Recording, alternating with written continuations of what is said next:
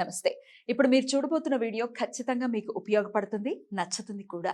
మరి మీకు నచ్చిన విషయం నాకు తెలియాలి అంటే ఈ వీడియోని మీరు లైక్ చేయాలి, షేర్ చేయాలి, అలాగే మన ఛానల్‌ని సబ్స్క్రైబ్ చేయాలి. మీ సపోర్ట్‌ని నాకు అందిస్తారు కదూ! ఓకే. ఇప్పుడు వీడియోని స్టార్ట్ చేద్దాం. నమస్తే, వెల్కమ్ టు అవర్ ఛానల్. నేను పద్మిని. ప్రస్తుతంతో పాటు ప్రముఖ ఆధ్యాత్మికవేత్త, వాస్తు జ్యోతిష పండితులు, రాజరాజేశ్వరి ఉపాసకులు, జ్యోతిష రత్న, జ్యోతిష ప్రపూర్ణ బిరుదాంకితులు శ్రీమతి భానుకోటేశ్వరి గారు మనతో పాటు ఉన్నారు. మాట్లాడదాం. నమస్కారం అండి. జై శ్రీరామ్. శ్రీమాత్రే నమః. శ్రీ గురుభ్యో నమః. భానుగారు రాశి ఫలాలు చెప్పేటప్పుడు గురు భగవానుడికి సంబంధించి ఒక అద్భుతమైన స్తోత్రం చెప్పి ఉన్నారు. అది ఎలాబొరేటివ్ గా ఒకవేళ ఆ ఎపిసోడ్ చూడకపోవచ్చేమో ప్రేక్షకులు అన్న ఉద్దేశంతో మళ్ళీ దాని గురించి అడగటం జరుగుతోంది. మన వాళ్ళందరూ చక్కగా వినియోగించుకోవాలి. ఎందుకంటే గురు బలం అనేది ఖచ్చితంగా ప్రతి ఒక్కరికి కూడా ఉండాలి. గురువు యొక్క మన ప్రేక్షకులైతే చాలా గురువు గురించి చెప్తుంటే చాలా ఆసక్తికరంగా వింటూ ఉంటారు. శ్రీపాద శ్రీవల్లభుల గురించి కానీ, దత్తాత్రేయుడు గురించి కానీ చెప్తూ ఉంటే చాలా ఆసక్తికరంగా వింటూ ఉంటారు. కాబట్టి అంతే ఆసక్తితో నేను కూడా అడుగుతున్నాను. అసలు ఎవరి మీరు ఆస్ట్రాలజర్ కాబట్టి అసలు జన్మజాతకంలో గురు బలంని ఎలా చూస్తారు? ఒకవేళ లేకపోతే ఇప్పుడు చెప్పేటటువంటి స్తోత్రం మీరు లాస్ట్ లో చెప్పండి, ఎలా చేసుకోవాలి ఇట్లాంటి విషయాలన్నీ ఒక్కసారి మీ ద్వారా.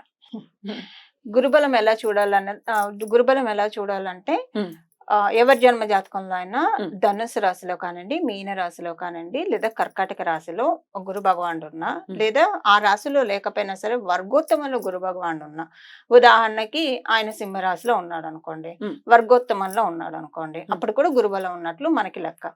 వర్గోత్తమం అంటే రాశి చాట్ లో లగ్న చక్రంలో ఏ ప్లేస్ లో అయితే గురు భగవానుడు ఉన్నాడో అదే ప్లేస్ లో నవాంశ చాట్ లో కూడా ఉంటే వర్గోత్తమం అంటాం. ఉదాహరణకి సింహరాశిలో ఉంటే నవాంశ చాట్ లో కూడా సింహరాశిలో ఉంటే కనుక గురుబలం బాగా ఉన్నట్టు. సో వర్గోత్తమం కూడా మనం కన్సిడర్ చేయాలి ఇక్కడ. అయితే ఒక మకరం ఆయనకి మంచి స్థానం కాదు, గురుబలం పాడైపోయి ఉన్నట్టు. కాకపోతే ఏది మనం జడ్జిమెంటల్ గా చూడకూడదు, దానికి మళ్ళీ మనకి ఎక్సెప్షన్స్ కూడా కొన్ని ఉన్నాయి. ఉదాహరణకి ఎవరికైనా జన్మజాతకంలో మకర రాశిలో గురువు ఉన్నారు, మకర రాశిలో గురువు ఉన్నప్పుడు అక్కడ ఆయన వక్రించి ఉన్నాడు అనుకోండి, అది బలం బాగా ఉన్నది. ధనుసులోకి వచ్చేస్తారు కదా, బలం బాగా ఉన్నట్లు. సో డిగ్రీస్ వైజ్ కూడా ఆ వక్రం ఎక్కువగా ఉంది అనుకోండి, ఇంకా ధనుసులోకి వచ్చేస్తూ ఉన్న టైం అయితే ఇంకా అసలు చెప్పనే అక్కర్లేదు. వాళ్ళు నక్కతోక తొక్కినట్లు ఎక్కడికి వెళ్ళినా కూడా పనులన్నీ అలా క్విక్ గా అయిపోతూ ఉంటాయి. అంటే పనులు కూడా ఇంత సులభమా అని వాళ్ళు అనుకుంటారు. డెఫినెట్ గా అందరూ ఇంత తాపత్రయపడుతూ ఉంటారు, ఇంత కష్టపడుతూ ఉంటారు.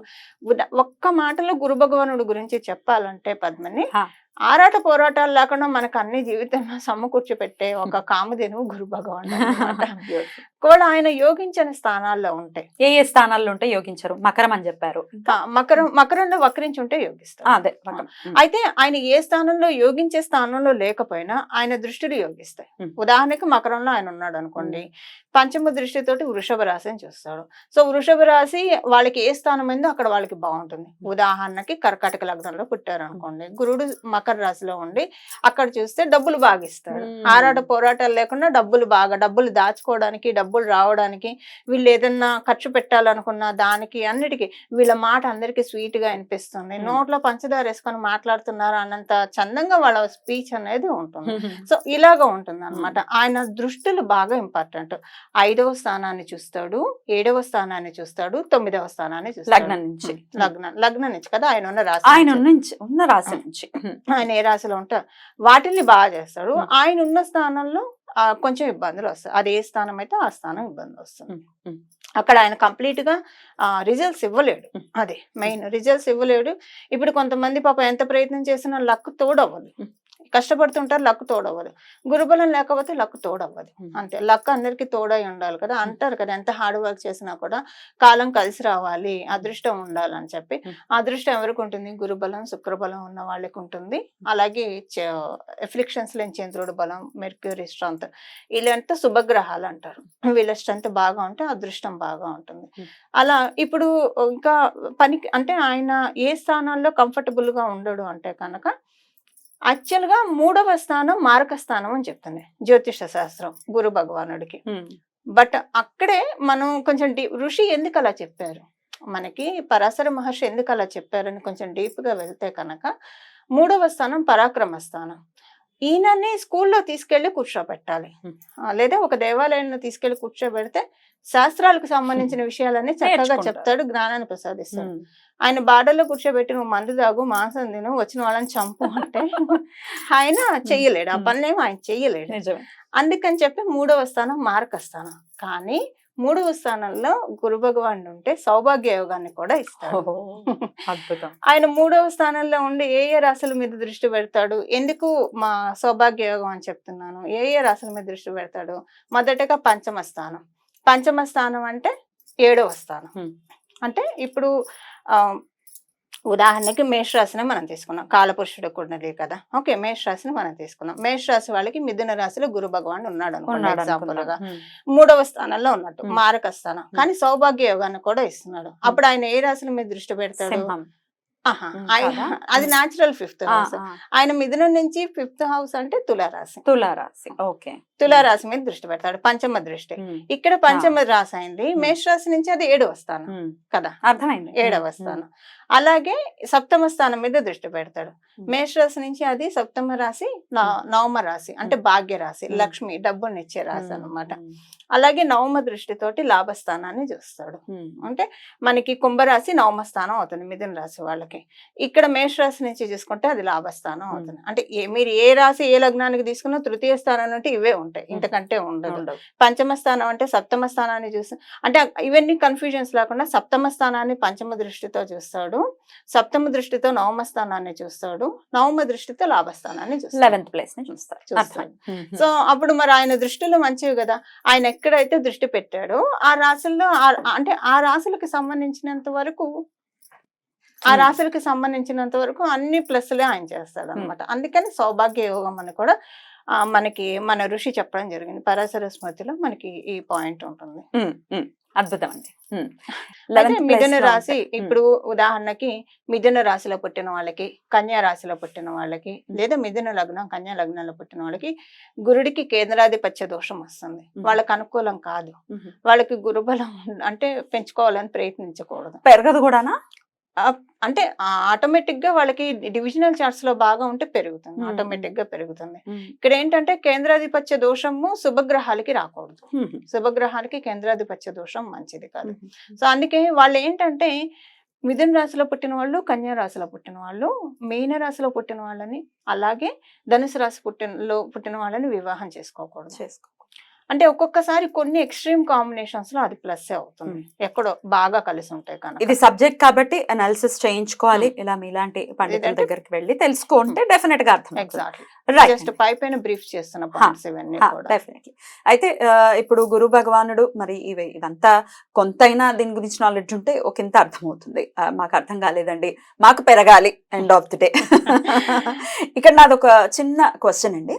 ఇప్పుడు మన తలరాతను ఆల్రెడీ విధాత రాసేశాడు, ఆల్రెడీ లేదు, యోగం లేదు. మనం మంత్ర ఉచ్చాటన చేయడం ద్వారా పెరుగుతుందంటారా? మరి తప్పకుండా పెరుగుతుంది. మీరు అన్నది రైట్ పద్మిని. మన తలరాతని బ్రహ్మ లలాట లేఖన నిపుణుడు అని చెప్తాం. ఆయన రాసి పంపించేసేసాడు. అయితే ఆయన రాసి పంపించాడు. ఆయన దేనికి రాస్తాడు? కష్టపడమని దేనికి రాస్తాడు? సుఖపడమని దేనికి రాస్తాడు? అక్కడ మనం ఆ విషయాన్ని మనం పట్టుకోవాలి, అదే అర్థం చేసుకోవాలి. ఇప్పుడు మనం కష్టపడమని ఆయన రాశాడంటే కొన్ని విషయాల్లో అక్కడ మనకి పూర్వజన్మలో ఏదో పెండింగ్ కర్మ ఉంది కాబట్టి అది ఈ జన్మలో ఆ కష్టం రూపంలో వస్తుంది, అనుభవిస్తాం. సుఖపడమంటే పూర్వజన్మలో. సో ఆయన దానికే రాస్తాడు. కానీ ఈ జన్మలో నువ్వేం చేస్తావు అంటే సారీ, ఈ జన్మలో మీరేం చేస్తారు, మనం ఏం చేస్తాం ఈ జన్మలో, అది మన చేతుల్లో ఉంటుంది అనమాట. ఈ జన్మలో కనుక మనము అంత గుడ్ డీడ్స్ చేసుకుంటూ వెళ్తే ఎక్కువ పుణ్యం పుచ్చిపోయినా మళ్ళీ జన్మ తీసుకొని సుఖాన్ని అనుభవించాలి. ఈ రెండు బ్యాలెన్స్ చేసేది గురు భగవానుడు అనమాట. సో దానికోసం ఈ స్తోత్రాలు ఇవి మారుస్తాయా అంటే ఖచ్చితంగా మారుస్తాయి. అసలు మనకి భగవంతుడి జన్మనిచ్చింది కొన్ని కోట్ల జీవరాశుల్లో దాటుకొని మానవ జన్మ మనం ఎత్తామంటే పరమావధి ఏంటి? ఇక్కడ ఒక జ్యోతి ప్రకాశిస్తూ ఉంటుంది, మీలో ఒక జ్యోతి ప్రకాశిస్తూ ఉంటుంది. ఈ జ్యోతి పరమాత్ముడి నుంచి వచ్చింది. జ్యోతి ప్రతి ఒక్కరిలో ఆ జ్యోతి ఉంటుంది, పరమాత్ముడి నుంచి వచ్చింది. ఆ జ్యోతిని తెలుసుకోమని చెప్పడానికే భగవంతుడు మనల్ని పంపించాడు. ఈ శరీరం అనేది జస్ట్ అన్ ఇన్స్ట్రుమెంట్, ఒక మీడియం అన్నట్లుగానే మనం ఉంటే కనుక అప్పుడు అలాంటి వాళ్ళకి ఇప్పుడు చూడండి, సడన్ గా వాళ్ళకి 35 years 40 years వచ్చే వాళ్ళకు వాళ్ళు ఒక రకంగా అంటే ఒక ప్రొఫెషన్ లో అలా ఉంటారు. సడన్ గా వాళ్ళు డైవర్ట్ అయిపోతారు, ఆధ్యాత్మికం వైపు కావచ్చు, ఇలాంటి వాటిల వైపు కావచ్చు. సడన్ గా డైవర్ట్ అయిపోతారు. వాళ్ళు డైవర్ట్ అయ్యారు కంటే భగవంతుడు డైవర్ట్ చేయించాడు అని చెప్పాలి. అలా డ్రైవ్ చేశాడు బికాజ్ వాళ్ళ వల్ల చాలా మంది బెనిఫిట్ పొందాలి కాబట్టి భగవంతుడు అలా డ్రైవ్ చేస్తాడు. అలా మనం కూడా మలుచుకోవాలి, మన కాలం మనకి కలిసి రావాలి అవ్వాలి అంటే గురు భగవానుడి యొక్క అనుగ్రహం పరిపూర్ణంగా ఉండాలి. రైట్ అండి, చాలా అద్భుతంగా వివరించారు. ఇక మంత్రం కూడా ఒక్కసారి ప్రేక్షకులకు చెప్తే వాళ్ళు కూడా చేసుకుని డెఫినెట్ గా ఆయన అనుగ్రహం పొందాలని మనస్ఫూర్తిగా నేను కోరుకుంటున్నాను. ఏంటండి ఆ శ్లోకం? శ్లోకమా మంత్రమా? శ్లోకం శ్లోకం. శ్లోకం పద్మిని. ఉమ్. అది చెప్పడానికి ముందు ఇంకొక చిన్న Hmm. క్లారిటీ ఒకటి Sure. ఎగ్జాంపుల్ తో చెప్తాను. Sure. అంటే మన రాతని మనం ఎలా మార్చుకోవచ్చు, మంత్రాలతో మారుతాయా అని అడిగారు కదా, దీనికి ఇంకో చిన్న బ్రీఫ్ చేస్తాను. Huh. ఇప్పుడు మీరు ఆడవాళ్ళు వంట చేసి వస్తారు కదా, Hmm. నేనైనా వంట చేసి వస్తాను. చేసి వచ్చినప్పుడు మనం ఈ రోజుకి సరిపడా వండుకుంటాం కదా, అవును. ఇది మన చేతుల్లో ఉన్నదే కదా. అవును. ఒకవేళ నిల్వ ఉండేవి ఇప్పుడు చక్రాలు ఇలాంటివి అయితే కొంచెం నిల్వ ఉంటాయి కాబట్టి కొంచెం ఎక్కువ చేసుకుంటాం. అవును. ఇప్పుడు ఇవాళ ఫుడ్ రేపో ఎల్లుండో తీసుకుంటే అది మనకి పాడైపోతుంది. ఈ క్లారిటీ మనకు ఉంటుంది కదా, అవును. ఏ రోజు ఫుడ్ ఆ రోజే వండుకోవాలి. ఇది మనం ఆహారం శరీరానికి ఇస్తున్నాం, శరీరానికి ఆహారం ఇస్తున్నాం.